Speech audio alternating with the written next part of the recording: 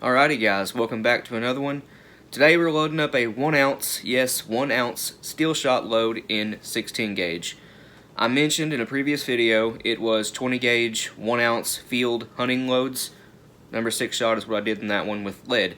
I mentioned in that video that we would be picking up some steel shot, and I did.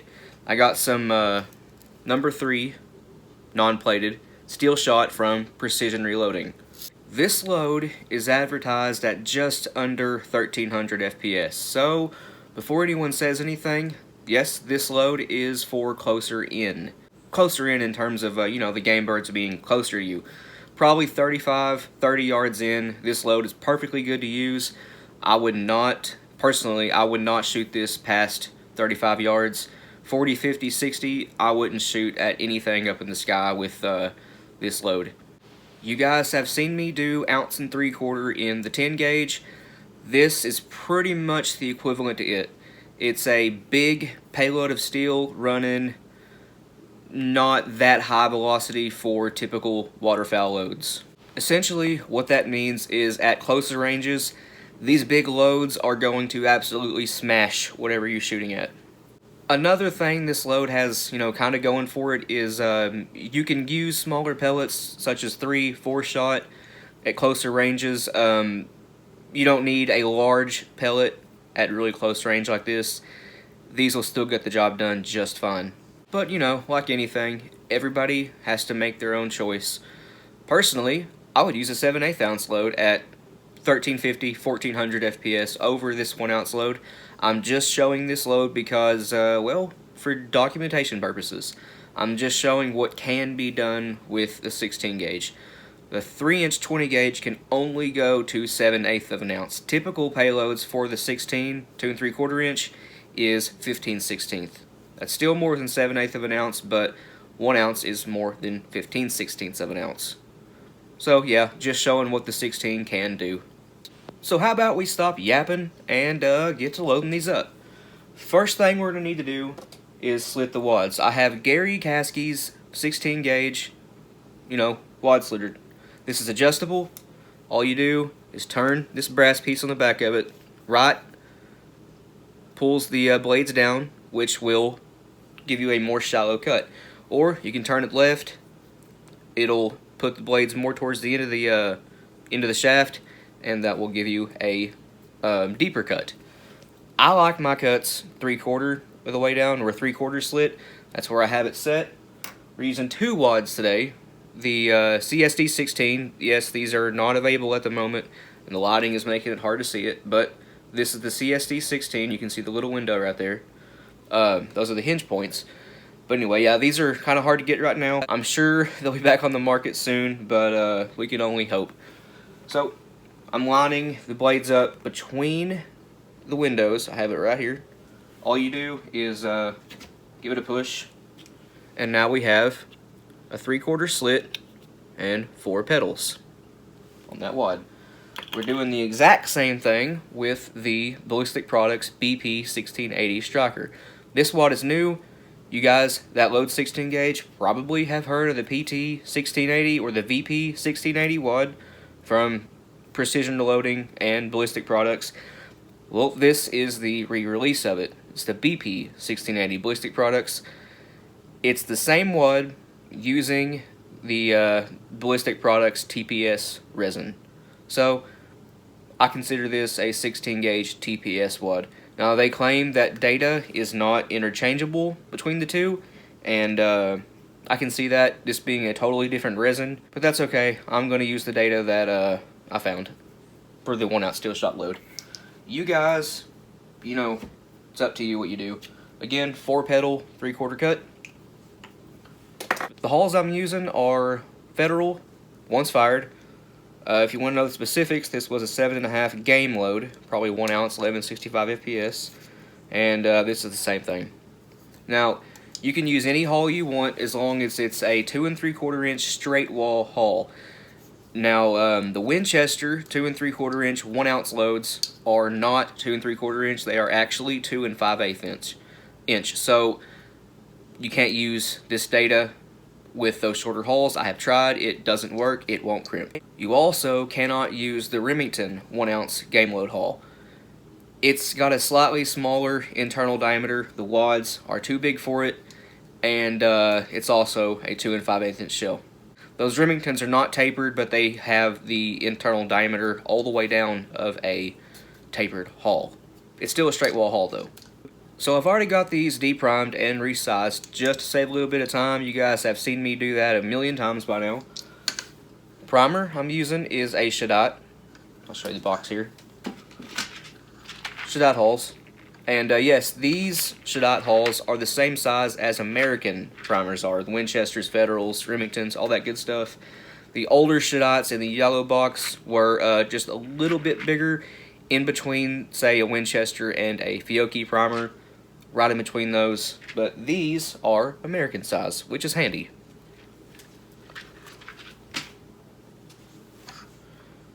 Just going to go ahead and reprime this. I apologize if it's slightly out of frame, and it is not. Prime the other one, same primer. Reprimed. The first powder charge I'm using is Blue Dot. We need 26 grains of it. This is sitting right below 11,000 psi. Alright, so there's our 26 grains of Blue Dot. Wad, we're using the CSD 16, again, 4-petal, 3/4 cut. You guys could do a half cut, you could do a full cut, you could do 2 petals, a half cut, full cut, 3/4. It doesn't matter, you just have to slit the wads. You cannot leave them unslit, or the whole thing sort of acts like a slug most of the time. Or so I've heard. We have not tested that, but I'm sure it actually happens. We may do a video at some point testing that myth, even though it's not a myth. It probably actually happens. We will not slit a wad and slit a wad and just see what happens. Would you guys be interested in seeing that? Let me know in the comments below. But yeah, CSD wad, 4-petal, 3/4 cut. We need 1 ounce of steel. 437 grains is 1 ounce, so I'm not going to change my scale over to ounces. No need. Number 3. Precision reloading non-plated shot. If you want to know the price, it was $23 a bag, roughly. It was 22 something. Once you have the 437 grains or 1 ounce, just give a little shake on your dresser to get all the pellets down inside the wad, and hopefully I can show you here without spilling it. I think you guys can see it. All the pellets are contained within the wad. Again, this is number 3 shot. Tongue twister. Not tongue twister, got my tongue tied. Pre-crimp looks amazing.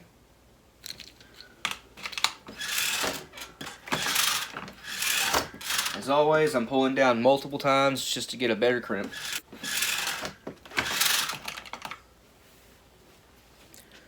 And there we have it. A really, really nice crimp. 1 ounce of number 3 steel shot. Again, close range only. I wouldn't shoot it past 35. But you guys do you. The next one, we're using Alliance steel powder. Yeah, this powder is really hard to find right now. I know it was in stock online about 2 months ago from what I've seen in Buck and Slug. Speaking of which, if you guys aren't already on there, go to Buck and Slug Reloaders on Facebook and join the group. We have almost 11,500 followers on there. Great place to be if you want to learn more about Buck and Slug reloading. There's a lot of really knowledgeable people on there. I've learned a lot from them. So yeah, I highly recommend joining that group on Facebook.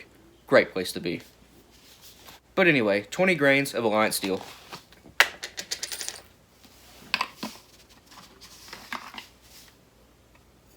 Alright, there's our 20 grains. You guys that have used steel, you probably know that it's not very dense at all. The powder takes up a lot of room in the hull. It's pretty slow burning. It's not as slow as Blue Dot. It's right in between Long Shot and Blue Dot, but it's not as spiky with the pressure as Long Shot is. So, extremely useful powder. Not just for steel shot. We also use it in buckshot and slug loads too. But what I was getting at is the 26 grains of Blue Dot and the 20 grains of Alliance Steel take up the exact same room in the hull.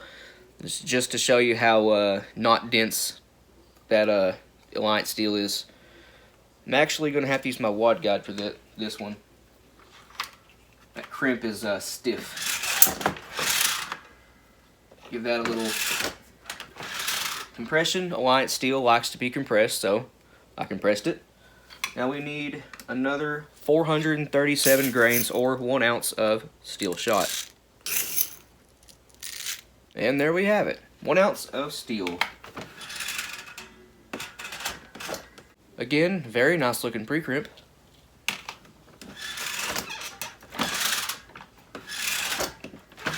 After that first pull, it's already a really good one, but let's give it a little bit more just for, you know, why not?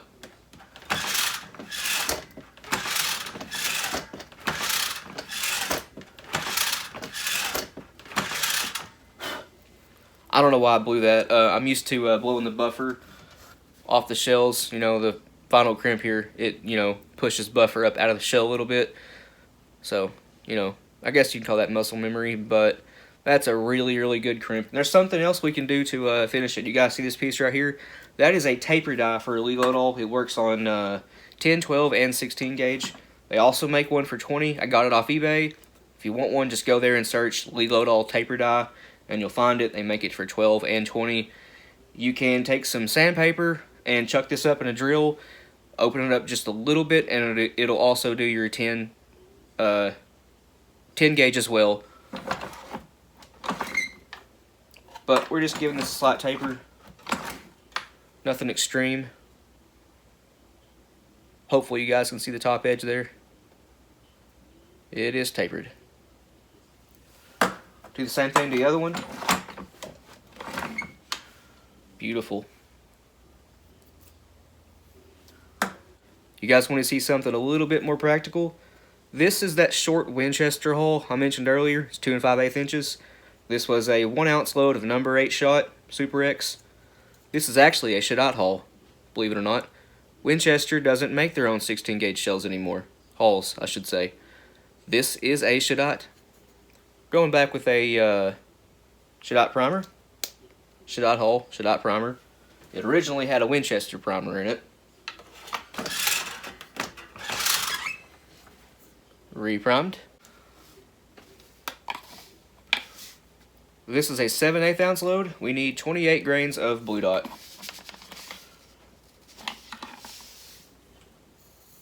Alright, there's our 28 grains of Blue Dot. The wad I'm using is the Ballistic Products BP 1680 striker wad, the same one I used in the second load. Gary Caskey's Wad Slitter, facebook.com/gary.d.caskey. He has these in 20 through 10 gauge. Makes kits, makes hull trimmers, wad slitters, all that good stuff.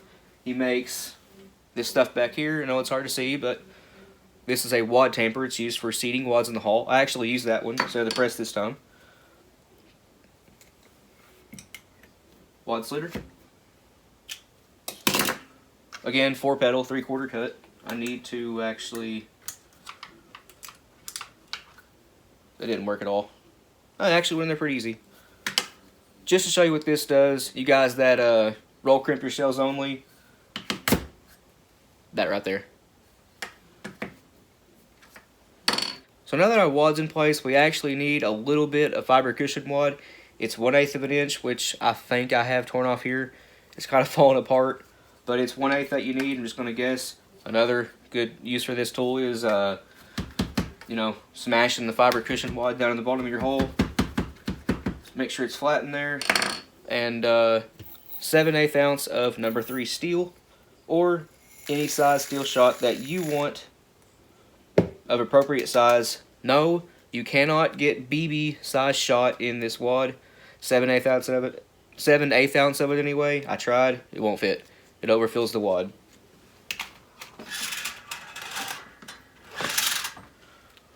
Pre-crimp.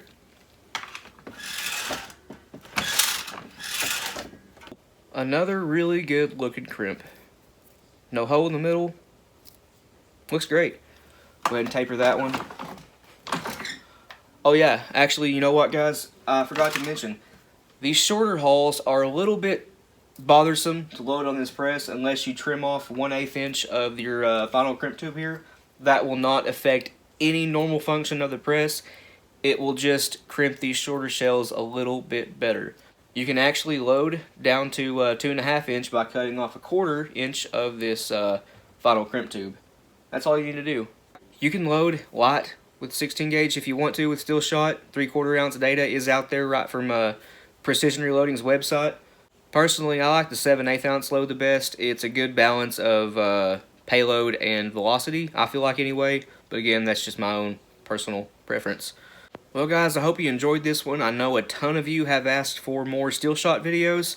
So be on the lookout for more of those in the future. I'll pick up some other sizes. I'm really wanting some number 2 steel and probably some 7.5 just for cheap target loads. Steel shot is way cheaper than lead. So you guys stay tuned and we'll do some stuff with 12, 20, and 10 gauge too. Maybe even 28 gauge.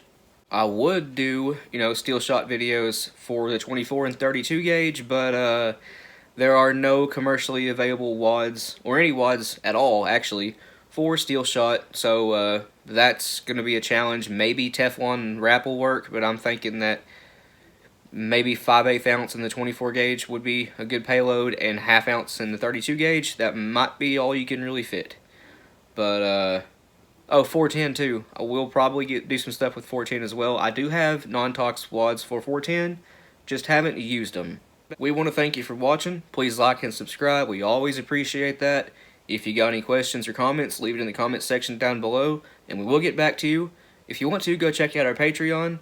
It's as low as $1 a month, and every penny we get goes right back into the channel. There will be a link for that in the description down below. Early access to content. If you guys don't know or couldn't tell, our videos are 2 to 3 weeks out. We have them scheduled, so what you're seeing generally is 2 or 3 weeks in the past. With the range videos anyway. These videos they go up when I film them or just 3 or 4 days later usually. We also have an Instagram. If you guys want to go check that out, it's at The Shotgun Scientist. A link to that will also be in the description below. We have a Rumble channel as well. We post some stuff on there we can't do here on YouTube, like black powder tutorials, slug loading videos, things like that. So if you guys want to go see black powder tutorials or slug, hand loading videos or reloading videos, go over to Rumble. A link to that is also in the description below. But anyway, you guys take it easy. We will see you in the next one.